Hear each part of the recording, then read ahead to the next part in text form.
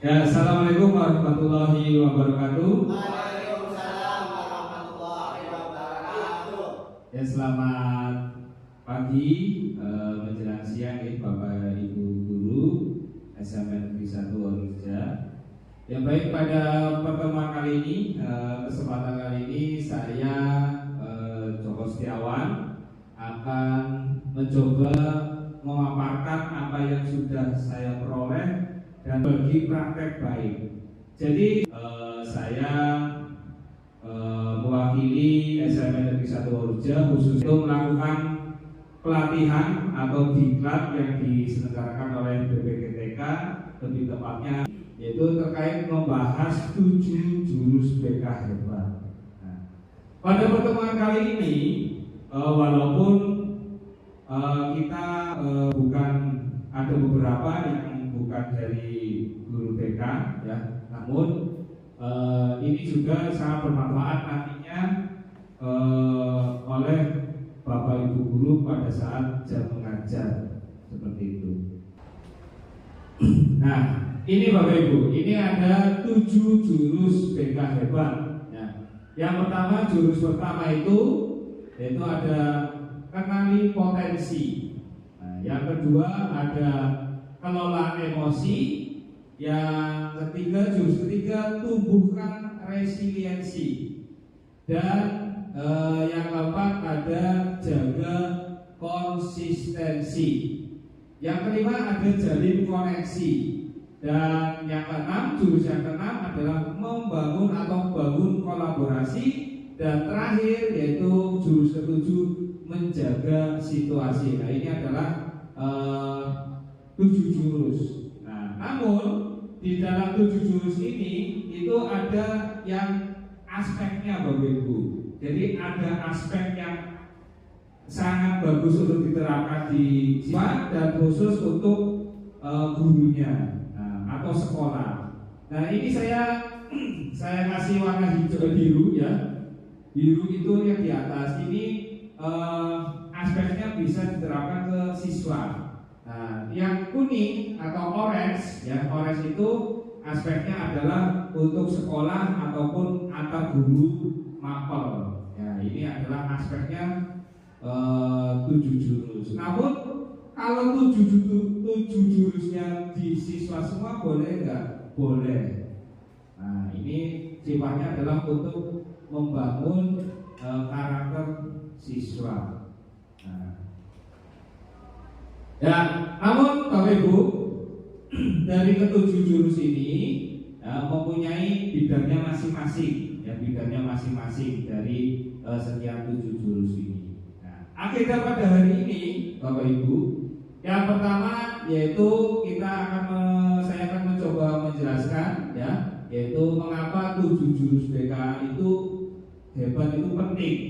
Nah, terus yang kedua, mengenal 7 jurus BK hebat. Nah, dan yang terakhir yaitu strategi ARKA dan gamifikasi dalam implementasi jurus BK hebat. Nah, jadi jangan patokan bahwa 7 jurus ini untuk BK saja, bisa untuk guru mapel ataupun sekolah dalam arti manajemen sekolah. Nah, dalam yang ketiga ini Bapak Ibu, yang ketiga ini, nomor yang ketiga ya, ini ada strategi ARKA, yaitu strategi dalam proses pembelajarannya. Nah, jadi strategi kan banyak sekali dalam proses pembelajaran. Namun yang diterapkan di sini adalah strategi ARKA dalam proses penerapan jurus-jurus itu. Nah, terus gamifikasi. Nah, gamifikasi itu adalah permainan Bapak Ibu. Jadi sebuah permainan dalam implementasi beberapa jurus itu. Jadi menggunakan sebuah permainan dalam sebuah pembelajaran. Nah, 7 jurus hebat. Nah, dan tadi sudah saya sedikit sampaikan ya di awal. Tadi juga Pak Hatta ya, Pak Hatta tadi sedikit membuka ya jurus hebat. Nah, ini terkait kayak jalin koneksi dan segala macam itu dalam 7 jurus hebat. Mengapa jurus ini penting? Nah, Mengapa jurus ini penting? Jadi bimbing dalam 7 jurus yang saya katakan tadi ya, 7 jurus bimbingan konseling bagi guru non BK untuk pengembangan siswa. Nah, tujuannya itu. Jadi kalau untuk BK kalau BK sendiri ya, untuk BK sendiri adalah untuk mengetahui karakter siswa dan proses pembelajaran siswa. Nah, dari untuk guru non BK yaitu untuk mengembangkan siswa tersebut. Mengapa jurus ini penting? Nah, ini kompleks ya. Masalah pendidikan semakin kompleks, yaitu perkembangan teknologi informasi dewasa ini memunculkan fenomena permasalahan siswa yang semakin kompleks. Pada dasarnya bukan hanya BK saja ya, apalagi saat ini ada yang namanya guru wali ya, dan juga wali kelas itu juga bisa menggunakan jurus ini dalam proses menyelesaikan sebuah masalah yang ada di siswa itu. Problem akademik yaitu contohnya perilaku ya, terus kesehatan mental, terus mental berkelindahan di dunia pendidikan kita. Jadi mental yang contoh kayak misalkan yang terjadi bullying atau segala macam ya. Yaitu dengan diperlukan langkah yang konkret, komprehensif dan konkret bagi semua. Bagi khususnya dari guru, siswa atau murid dan juga sekolah. Terus perlunya BK sebagai ruang yang aman ya. Sementara kita sudah mempunyai guru BK yang aman, nyaman ya untuk siswa dalam arti menyelesaikan siswa. Nah, ini yang terakhir, Bapak Ibu, peran penting semua guru.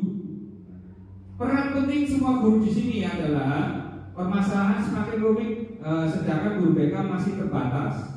Tentu tanggung jawab bimbingan dan konseling bagi siswa seyogianya menjadi tugas yang mulia yang dilaksanakan bersama-sama dengan seluruh guru lain. Nah, kita di SMP 1 Orja itu kurang lebih muridnya adalah 958 kurang lebih. Ya. Sedangkan kita ada hanya guru BK 4. Itu dengan kriterianya adalah masih kurang. Nah, jadi permasalahan yang rumit sedangkan guru BK yang terbatas ini nanti yang jadi guru BK-nya siapa yang dalam menyelesaikan masalah, bisa wali kelas ataupun guru wali ya, ataupun guru itu sendiri juga bisa. Namun dengan prinsip-prinsip yang ada, jadi tidak sedetail yang dilakukan prosesnya dalam guru BK. Nah, ini adalah peran penting semua guru. Jadi tidak semata-mata BK, KB, BK, bukan. Jadi guru bisa menyelesaikan masalah itu, wali kelas juga bisa, cuman tidak terlalu sedetail atau seintim guru BK itu sendiri.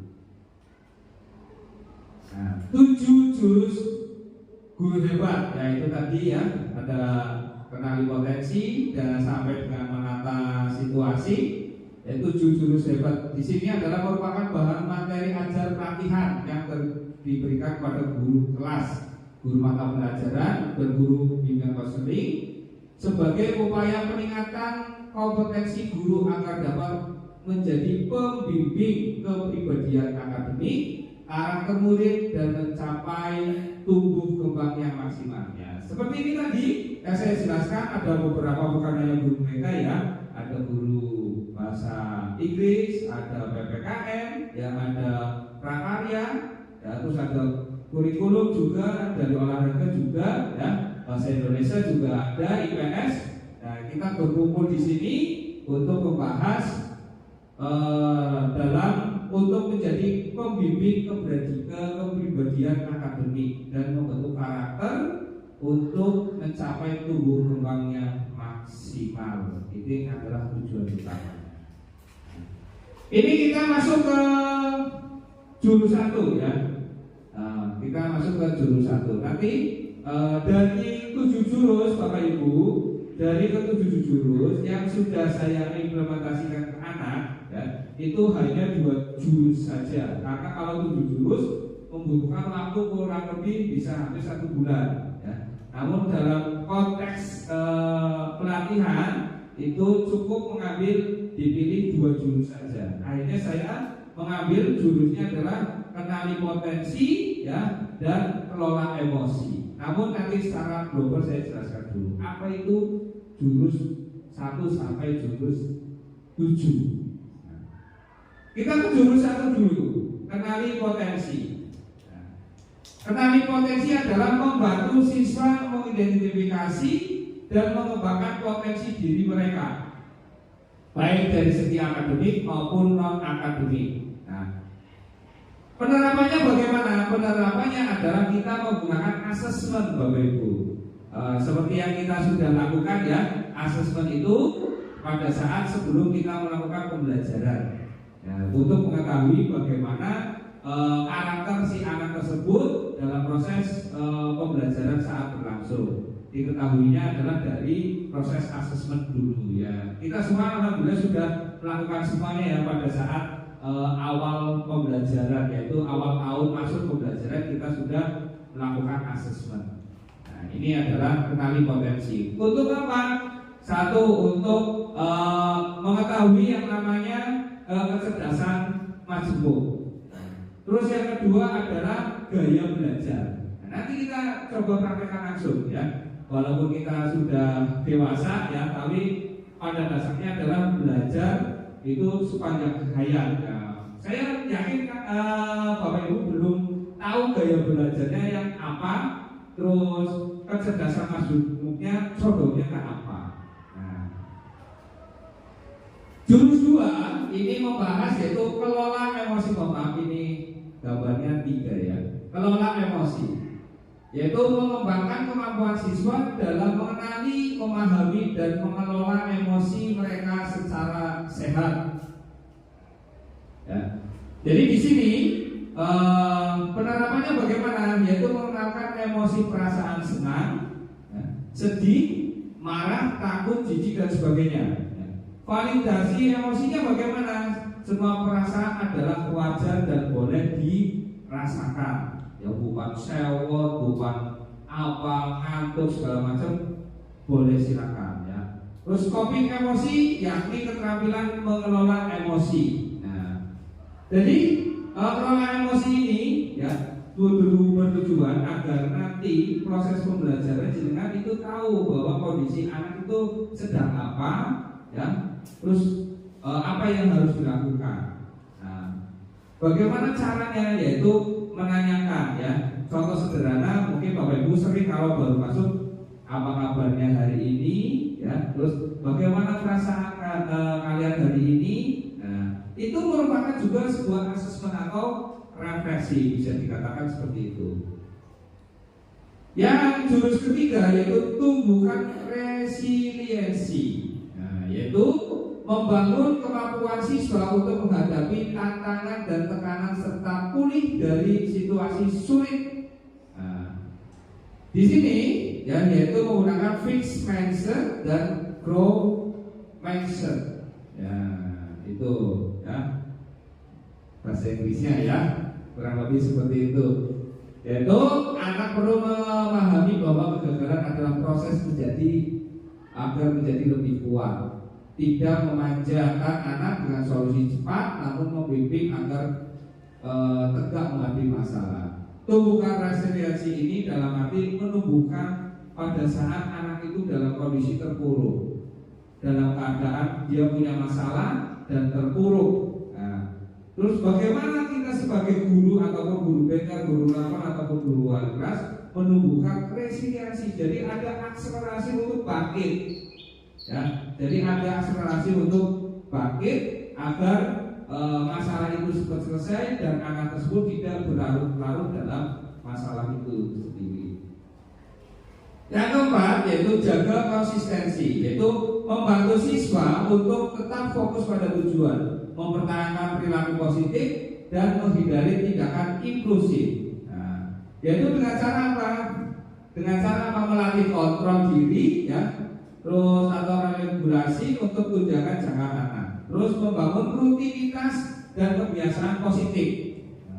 Terus disiplin harus keras tetapi konsisten dalam menjalani konsekuensi. Jadi jaga konsistensi ini Bapak Ibu yang dimaksud adalah membantu untuk anak itu mempertahankan perilaku positifnya. Dan jangan sampai berdampak yang negatif. Walaupun kita tahu ya di sini dalam satu kelas pun banyak yang positif, perilaku positif dan perilaku negatif. Jadi bagaimana seorang guru agar bisa menerapkan menjaga siswa anak itu yang sudah berperilaku positif tidak cenderung ke yang negatif, dalam arti memberikan pengarahan agar menjaga konsistensi itu sendiri. Nah, yang kelima, jalin koneksi. Nah, jalin koneksi di sini yaitu membangun hubungan positif dan suportif antar siswa, guru, orang tua, serta lingkungan atau sekolah secara keseluruhan. Jadi arti dari jalin koneksi dengan kolaborasi itu berbeda, ya. Jalin koneksi itu adalah ruang lingkup sekolah. Contoh, siswa itu mendapatkan masalah punya masalah dengan guru ngapel. Nah, kita tangani bersama. Antara siswa, antar guru, ya, bisa antar orang tua. Mungkin proses belajarnya lambat atau bagaimana. Nah, pentingnya untuk membangun koneksi yang bermakna dengan anak melalui komunikasi empatik. Anak tidak akan mendengarkan jika mereka tidak merasa nyaman. Nah, terus BK bukan ruang hukuman tetapi ruang aman untuk anak berkembang. Nah, seperti kita tahu ya, anak tidak akan mendengar jika mereka tidak merasa aman atau merasa nyaman. Nah, inilah jalin koneksinya seperti itu. Contoh sederhana, si anak tersebut tidak suka pelajarannya matematika, misalkan ya Pak Mustomi, ya misalkan. Nah, anak merasa tidak nyaman. Terus bagaimana biar anak itu merasa nyaman? Nah, ada istilah dalam dulu ya Pak Asgar ya sama Bu Nurul sama Budia ya. Nah, ya ada yang namanya inquiry kolaboratif. Ya, kasih apa sebulan? Ya, inquiry kolaboratif. Ya, jadi itu bekerja sama dalam menyelesaikan masalah. Contoh ada anak yang tidak suka dengan matematika, ya bisa berkolaborasi dengan kesenian. Kemarin saya proses pembelajaran dalam itu ada yang guru dia tidak suka dengan matematika, tapi diarahkan ke berbentuk dia suka menggambar. Akhirnya bekerjasama dengan guru kesenian ya untuk membuat sebuah titik menjadi sebuah titik koordinat menjadi sebuah gambar. Nah, kurang lebih seperti itu. Nah, selanjutnya yaitu jurus ke-6, bangun kolaborasi. Nah, perubahan murid adalah kerjasama banyak pihak. Ya, keterlibatan guru wali, ya, wali kelas, guru BK, tenaga pendidik, orang tua, teman sebaya. Nah, di sini sangat diperlukan bahwa bahkan itu membangun kemitraan dengan stakeholder yang ada. Nah, membangun kolaborasi mendorong kerjasama antar kerja tim di antara siswa serta antar siswa dan pihak lain yang terlibat dalam proses pendidikan. Nah, ini yang saya maksud ya, koneksi dengan berkolaborasi. Koneksi itu adalah di dalam sekolah ya, yang cenderungnya adalah keluarga atau yang berada di sekolah ya, warga sekolah ya. Kalau kolaborasi itu warga sekolah dan stakeholder yang ada, yaitu di mana bisa luar sekolah yang berhubungan dengan pendidikan bisa ya. Kita sementara sudah berkolaborasi ya dengan Puskesmas ya, dengan Polsek ya, dengan beberapa stakeholder yang ada. Kayak misalkan matematika itu ada Bimbel ya yang pernah masuk sini, kita sudah bekerjasama dalam membangun karakter siswa. Nah, Dan yang terakhir adalah jurus ketujuh, yaitu tata situasi, yaitu menciptakan lingkungan belajar yang kondusif, aman dan nyaman bagi siswa serta mendukung pertumbuhan dan perkembangan mereka. Ini penting untuk ekosistem, ya, untuk ekosistem belajar anak di sekolah menjadi nyaman dan aman. Terus seperti ruang kelas, ya, kantin, perpustakaan, laboratorium, ruang BK dan seluruh lingkungan sekolah. Nah, ini juga kita alhamdulillah ya, sekolah kita sudah luar biasa sekali, yaitu sangat mendukung dalam membangkitkan ekosistem belajar, ya.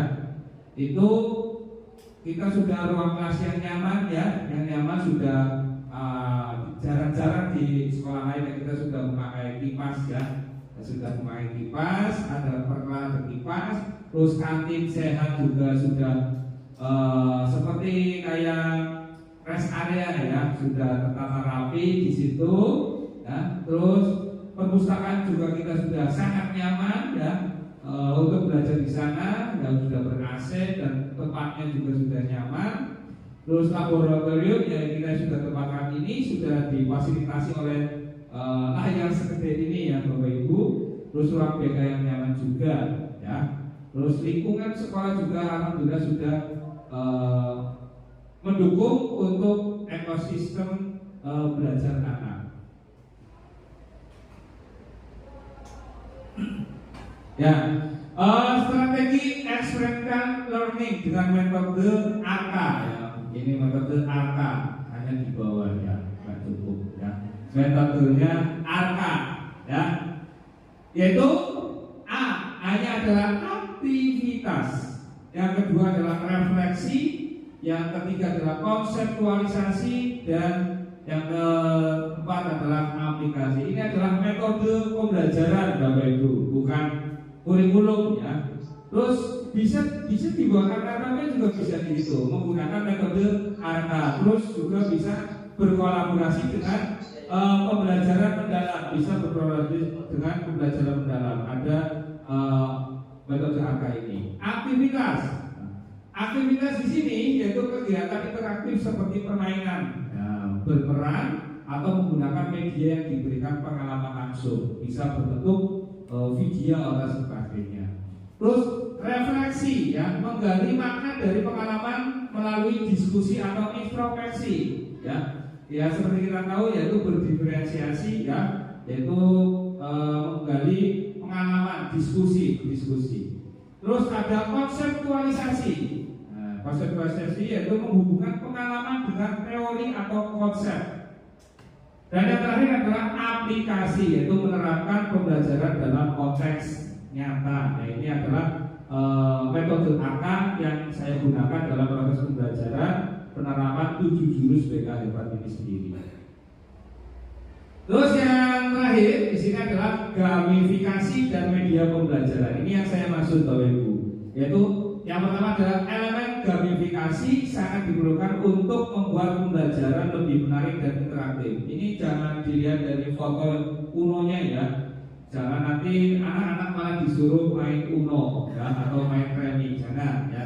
Jadi pada dasarnya di sini adalah proses pembelajaran menggunakan sebuah permainan, ya, sebuah permainan agar anak itu merasa nyaman dan timbul rasa pembelajaran yang lebih menarik dan interaktif.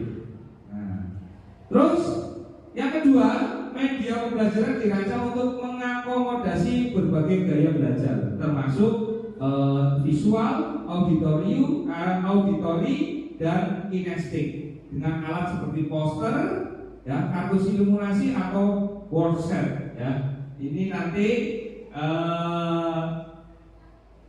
Bapak Ibu bisa diterapkan, ya, gamifikasi dan media pembelajaran ini, ya, dalam proses pembelajaran Bapak Ibu yang dilakukan. Nah, ya, ini sudah masuk ke berbagai praktik baik, ya. Untuk daripada ngantuk, ya, saya lihat tadi jedung-jedung ngantuk-ngantuk, ya, jedung-jedung ngantuk-ngantuk, jedung-jedung, ya, minumnya nanti teh akan ngomongnya. Ya, oke. Baik, ini kita melakukan penyegaran terlebih dahulu ya, penyegaran terlebih dahulu. Kita sambil bernyanyi dan sambil menggerakkan badan. Nah, sambil bernyanyi sambil menggerakkan badan. Mungkin ada yang dulu sering mengikuti pelatihan pasti pernah mendengar, apalagi ini berhubungan dengan badan goyang-goyang ya. Bukan ya. Kita sambil nyanyi, nyanyinya seperti ini ya, Bapak Ibu ya. Nanti kita sama-sama berdiri ya. Yang tangan yang di kanan. Ada yang tahu? Nggak tahu? Tangan yang di kanan digerak-gerakkan, tangan yang di kiri digerak-gerakkan, tangannya ke depan digerak-gerakkan, tangannya disilang, jempol bergoyang. Terus keduanya bukan tangan disilang, tangannya dipinggang, pinggul bergoyang. Ya. Terus biar-biarannya lagi tadi, tangannya di kepala, kepala bergoyang. Ada tiga ya, ada tiga. Yuk, kita semua berdiri yuk, biar penyegaran. Ya, benar sekali. Kita nyanyi bersama-sama. Kita pertama tangan disilang dulu, yang kedua pinggul, yang kedua kepala, yang ketiga pinggul. Yang biasa goyang ngebor jangan terlalu ngebor ya, apalagi perempuan ini ya. Yuk, kita mulai ya. Kita sama-sama tangan kanan dulu. Tangan yang di kanan digerak-gerakkan, tangan yang di kiri digerak-gerakkan, tangannya ke depan digerak-gerakkan, tangannya disilang, jempol bergoyang. Lanjut lagi. Tangan yang di kanan digerak-gerakkan, tangan yang di kiri digerak-gerakkan, tangannya ke depan digerak-gerakkan, tangan bergoyang. Sekali lagi. Tangannya di kanan, tangannya digerakkan, tangannya ke depan digerak-gerakkan, tangan bergoyang. Nah, ya, terima kasih. Kita sudah benar-benar bersama. Ya, ini masuk ke berbagai dari 7 juz itu ya, saya menggunakan si dan kelola emosi ya. Jurusan mungkin ada yang di sini yang mengajar 8B. Oh ya, ada itu ya Bapak ya. Oh ya, sama Ibu juga yang ajar apa Bu? Ini hasil asesmennya model AK ya, yang saya jelaskan tadi ya. AK yang aktivitas, refleksi, konsep dan aplikasi, yaitu dulu ya, yaitu membuat individu ataupun berkelompok ya. Terus refleksi, murid diajak untuk merefleksikan. Terus konsep, guru memberikan informasi terkait konsep materi. Dan aplikasikan atau antara konsep teori dengan rencana yang akan dilakukan. Ini adalah metode ARKA, Bapak Ibu. Mengapa kenali potensi tadi ya? Seperti setiap murid memiliki keunikan, ya, memiliki keunikan masing-masing dari murid satu dengan yang lain. Yang kedua, pembelajaran karakteristik murid. Ya, makanya alhamdulillah ya Bapak Ibu, kita sudah selalu melakukan asesmen di awal, yaitu asesmen kebutuhan murid. Terus ya, kita sudah nggak asik ya istilah dengan diferensiasi, kita nggak asik ya, yaitu gaya belajar yang berbeda atau peminatan gaya belajar yang berbeda. Adalah fondasi perencanaan karir awal kelanjutannya. Apa saja yang perlu dikenal? Nah, yang pertama ada mengenali 3 gaya belajar visual ya, atau visual learning Bu Nurul ya, kurang lebih seperti itu ya. Masih dalam bentuk gambar, grafik, warna atau tulisan ya, senang mencatat. Yang kedua, strategi pembelajaran gaya belajar visual, berarti strateginya adalah Bapak Ibu mengajar dengan menggunakan gambar, video atau info visual. Yang kedua, gaya belajar auditory, yaitu lebih cepat paham jika informasi disampaikan secara lisan. Berarti anak itu lebih paham gurunya ngomong daripada nulis. Nah, strateginya bagaimana? Yaitu menggunakan diskusi, tanya jawab, ya kembali materi yang kata dengan kata-kata sendiri. Ya kayak kemarin kalau nggak salah Wahyu kelas 8A itu juga bercerita dengan menggunakan kata-katanya dewek. Nah, yang ketiga, yang terakhir ada gaya belajar kinestetik. Nah, belajar ini yaitu lebih efektif dengan menyentuh, tapi bukan berarti. Nah, jadi lebih suka menyentuh, bergerak dan atau melakukan langsung. Yaitu menggunakan permainan didaktik, ya, simulasi, eksperimen atau bermain. Yaitu kenali potensi adalah kecerdasan. Ada beberapa kecerdasan, yaitu kecerdasan visual, ada pemaparannya, ya, cerdas interpersonal. Nah, terus Bapak Ibu bisa melihat bahwa ada pemaparannya bagaimana di situ kebanyakan anak cenderung ke cerdas visual. Selanjutnya, yaitu biasanya terkait pada pelajaran seperti biologi, berkemah, berkebun, menulis, yaitu memiliki keterampilan memecahkan masalah yang musikal, ya, yaitu peka terhadap ritme, suka menyanyi. Nah, ini adalah 8 kecerdasan. Kita coba, saya menggunakan asesmennya adalah ada banyak sekali, ya, ada ya ataupun lebih mudah di anak. Itu hanya guru BK saja tidak. Mungkin Bapak Ibu belajarnya apa? Nah, silakan bisa mudah hasilnya. Ya. Jadi ini adalah rekomendasi dari ID, ya, ada multiple inteligensi karierinklusi.com. Ya, ID karena untuk mengetes 2 tes itu, ya, kemampuan dan. Nah, ini kemarin saya sudah coba memaparkan ya, 8B, kebetulan saya mengajar 8B, ya, Ibu di 8B ini ya kita apa namanya, ya. Kita coba belajar bareng. Ini ada, ini adalah cenderung 5%, 50%, ya. Ini ada gaya belajar, ya. Kalau yang ini adalah kiri kanan itu kecerdasan Mas Bimo. Ya, ada beberapa saya ambil kecerdasan yang di atas adalah kecerdasan oleh Tarawati di kecerdasan intrapersonal, yaitu visual dan auditory. Ya.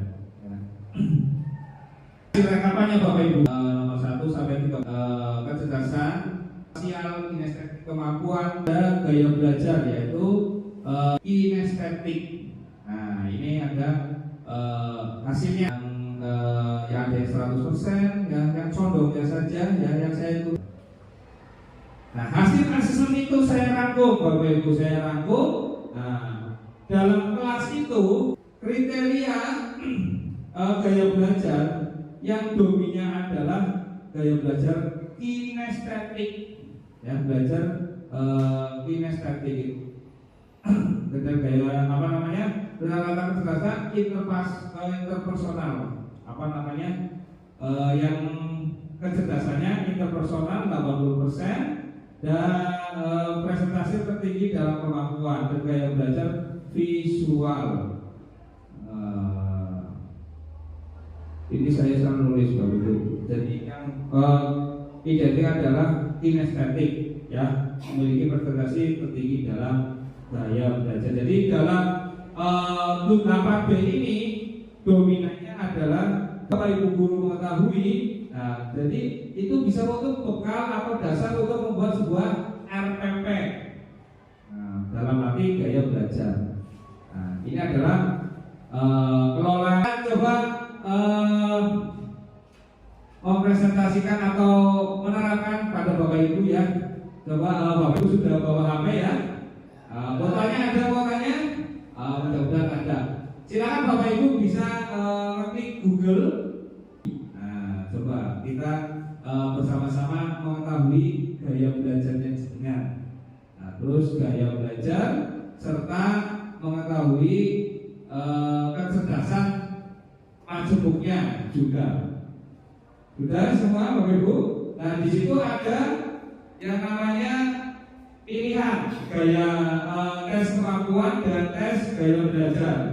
Silakan dipilih tes kemampuan terlebih dahulu.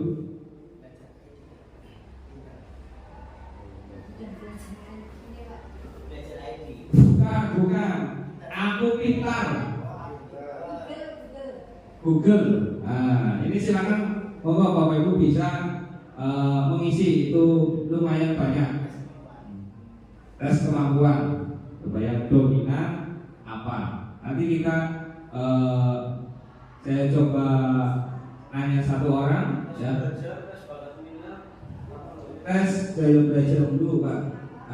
Tes gaya belajar boleh, kemampuan boleh. Kemampuan dulu nggak apa-apa. Garis 3. Ya, kalau sudah mulai sekarang. Tunggu sebentar, kalau ada tulisan tes kemampuan.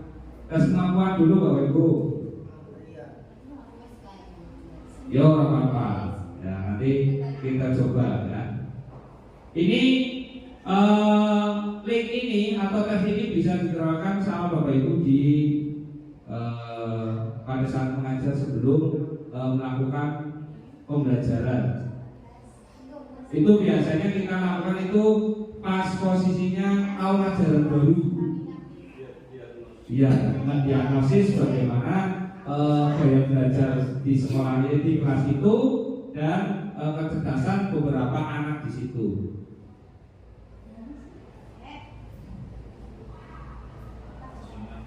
Ya, ngantri. Ya, ikuti tes, silakan ikuti tes. Ya, ikuti tes. Coba tes kemampuan. Kurang lebih ada 30 pertanyaan di situ. Sudah muncul? Ya, lanjut. Iya, Ustaz. Iya. Nah, terus mulai sekarang. Bagus. Iya.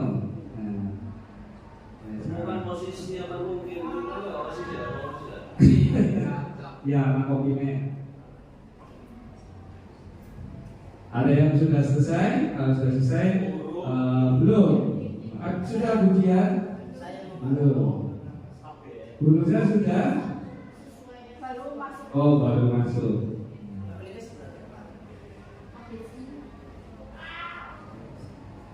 Ada yang ABC, ada yang warna itu lebih dominan. Semakin hijau, semakin dominan, mendekati apa yang Anda rasakan. Ya, siji bae wis.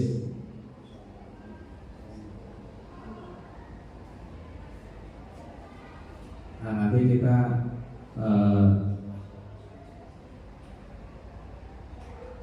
belajar ya kecerdasan majemuk nanti.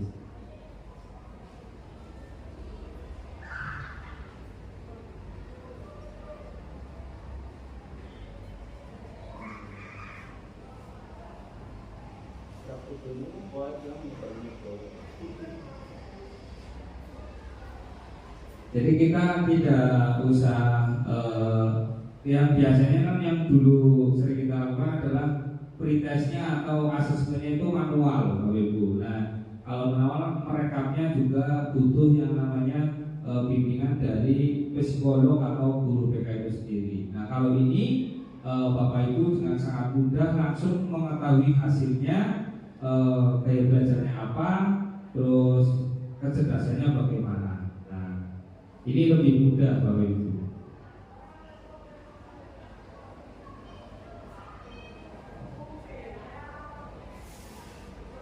Budia sudah? Oh, dereng. Ya, selanjutnya.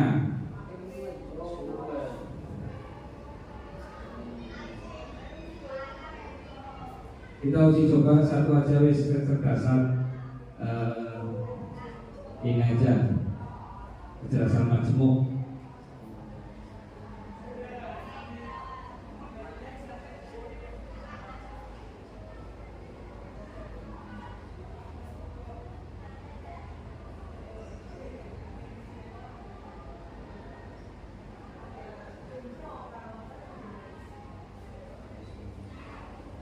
Sudah Bu, Tri? Belum? Oh, belum proses. Biasanya kalau sudah selesai hasilnya langsung keluar.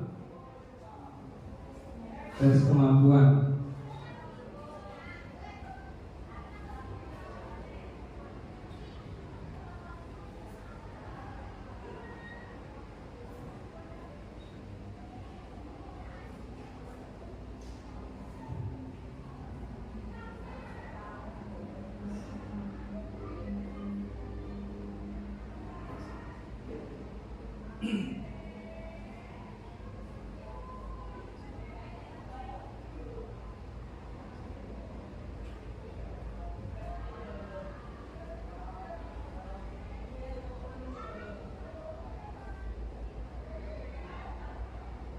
Sudah?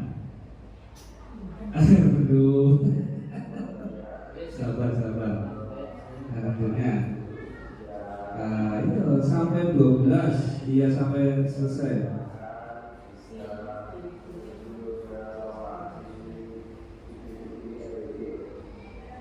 Sampai 12.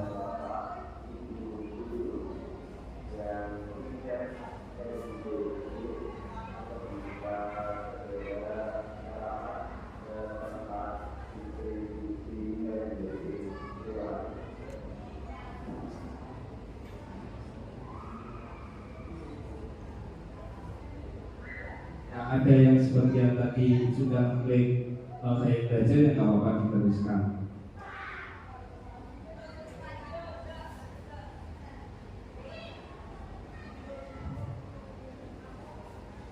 Sudah berapa kemudian? 6 ya, 6 lagi.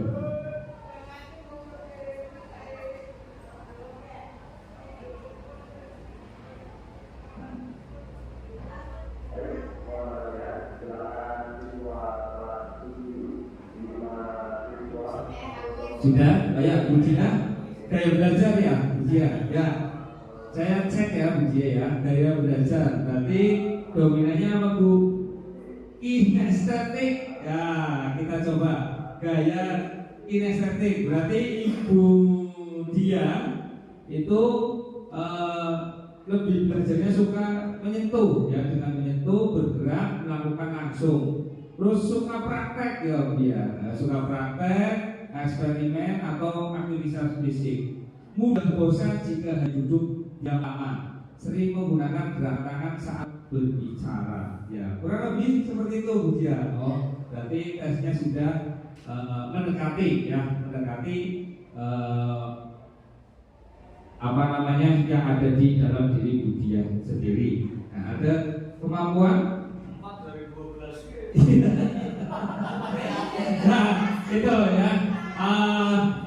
Ya ini kita ambil sampel ya untuk Bu Dia, nanti bisa dilanjutkan. Ada yang sudah? Ini sudah. Itu gaya belajar. Ya, kita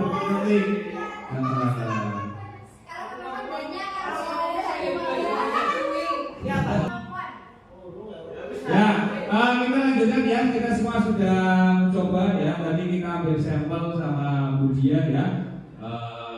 Apa namanya, belajar kinestetik ya Bu Dia ya. Ya, selanjutnya yaitu materi berikutnya yaitu kenali kelola emosi ya, jurus 2. Jurus 2 yaitu mengapa guru memerlukan pembelajaran emosional, sosial emosional, yaitu ada 3 hal Bapak Ibu. Yang pertama ada kepedulian ya, sebagai dasar pembelajaran kepedulian ya. Terus emosi yang mempengaruhi suasana belajar, yaitu bagaimana murid dengan situasi yang menyenangkan. Terus berikutnya tujuan yang ingin dicapai dalam pecahan individu. Terus bagaimana mengendalikan diri dengan rumusannya? Nah, mengendalikan diri emosional.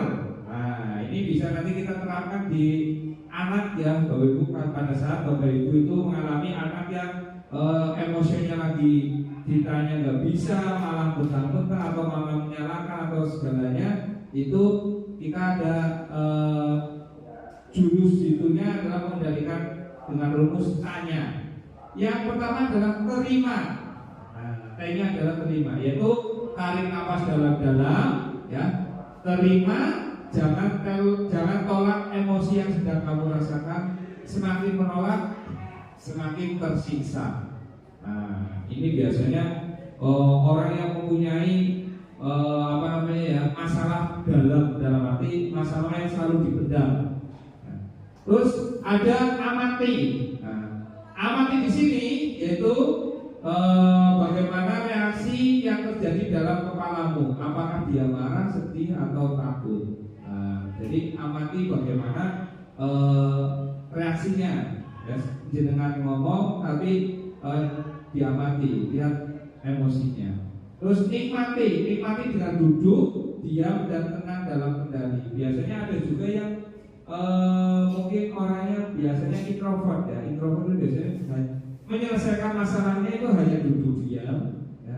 Tetap kenali masalah itu, kendalikan masalah itu. Ya itu biasanya cenderung ke introvert ya. Terus yakini, yaitu meyakini bahwa kamu lebih hebat dan kuat daripada emosimu. Jadi ada yang meluang-luang, ya, ada yang misalkan persaingan, terus persaingan itu dia kalah, otomatis emosinya luar biasa. Nah, itu bisa diyakini atau bisa dengan jurus yakini. Terus selanjutnya adalah aksi. Aksi di sini adalah setelah semua terkendali, lakukan tindakan atau respon positif. Nah, ini ya. Nah, ini adalah bagaimana dalam proses pembelajaran. Biasanya Bapak Ibu, saya lihat ada beberapa Bapak Ibu di sini ya, yang selalu menggunakan mengekspresikan emosi setelah pembelajaran ataupun sebelum pembelajaran, ya, sesudah ataupun sebelum. Ini bisa digunakan sebelum, bisa digunakan sesudah untuk mengetahui proses emosi siswa itu, ya. Jadi ada beberapa alat ya Bapak Ibu. Yang pertama ada awan emosi ya, ini adalah awan emosi. Yang kedua ada refleksi pembelajaran ya, refleksi itu yang perasaan senang atau bagaimana. Terus ada yang namanya juga roda emosi. Nah, tapi bukan berarti roda kayak motornya di balang mani guru orang ya, itu. Ya, ini adalah dokumentasi pada saat pengibasan saya di kelas 8B ya. Ini pada saat materi kenali kelola emosi ya. Saya menggunakan sticky note ya untuk anak itu membuat gambar bagaimana emosi kalian sebelum berangkat sekolah. Mungkin di rumah didayami atau apa, itu kita lihat dari emosi itu, dari gambar itu. Nah, kurang lebih seperti itu Bapak Ibu yang saya hormati. Ini adalah pemaparan saya setelah menerima 7 jurus ya, 7 jurus yang hebat. Jadi apa saja Bapak Ibu ya? Yang pertama ada kenali potensi, kelola emosi, tumbuhkan resiliensi, jaga konsistensi, terus yang kemarin jalin koneksi, dan yang keenam membangun atau bangun kolaborasi, dan yang ketujuh menata situasi. Nah, ini adalah 7 jurus hebat ya. Demikian Bapak Ibu, terima kasih sudah memenuhi yaitu menerima pemaparan dari saya ya terkait 7 jurus ini. Mudah-mudahan 7 jurus ini bisa bermanfaat untuk kita semua dan bermanfaat untuk anak serta bermanfaat untuk sekolah. Kurang lebih seperti itu Bapak Ibu. Saya akhiri. Assalamualaikum warahmatullahi wabarakatuh.